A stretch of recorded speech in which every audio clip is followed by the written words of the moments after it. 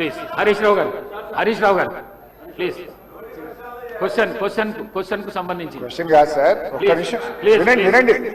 మీరు sir, you are the custodian of this house. ఈ సభలో అందరి సభ్యులకు సమానమైన హక్కులు ఉంటాయి. మీరే మా హక్కుల్ని కాపాడాలి. వినండి 2 minutes.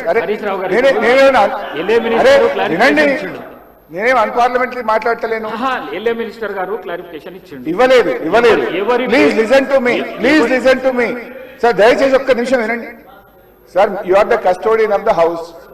సభలో ఉండే సభ్యులందరికీ సమానమైన హక్కులు ఉంటాయి. మీరే మా హక్కుల్ని కాపాడాలి. మీరు మా రెస్క్యూకు రావాలి. 2-3 విషయాలు సార్ ఇక్కడ. ఒకటి, బిఎస్సి మినిట్స్ మీరు హౌస్ లో పెట్టారు. నేను దీని మీద కూడా మాట్లాడాలనుకుంటున్నా.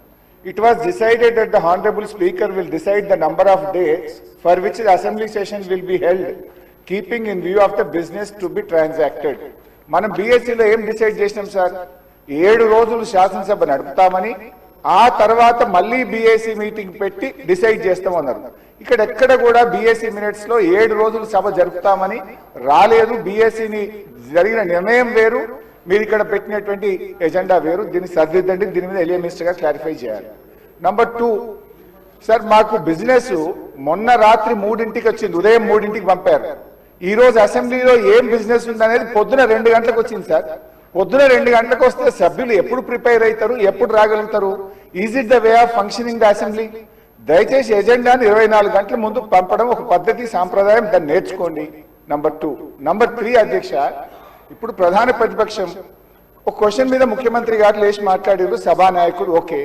దాని మీద మీరు ఇంకొక విపక్షానికి ఇచ్చి మాకు మైక్ ఇవ్వకపోవడము, మేము అడిగిన ప్రశ్నలకు ఒక్కదానికి క్లారిఫికేషన్ లేదు.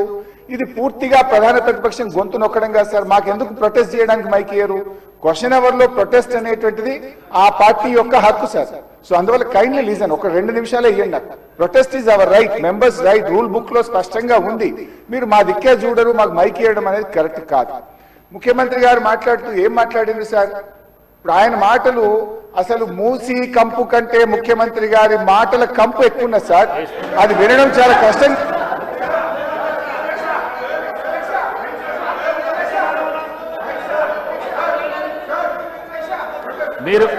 మీరు క్వశ్చన్ కు సంబంధించి మాట్లాడుతా అంటే మీకు మైక్ ఇస్తాను. మీరు ముఖ్యమంత్రిని విమర్శిస్తా అంటే నేను మైక్ ఇవ్వను. ముఖ్యమంత్రిని విమర్శిస్తా అంటే మైక్ ఇవ్వను. ప్లీజ్ మీరు కూర్చోండి.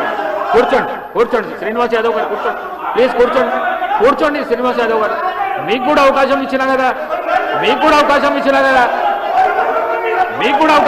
కదా.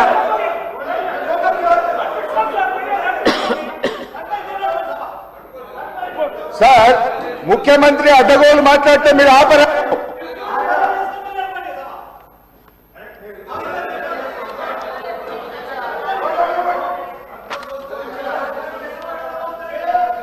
Question hour is over. All the remaining questions are deemed to have been answered. మీకు వార్తలు రాయడం, విశ్లేషణ చేయడం వచ్చా? అన్యాయాన్ని ప్రశ్నించడం తెలుసా?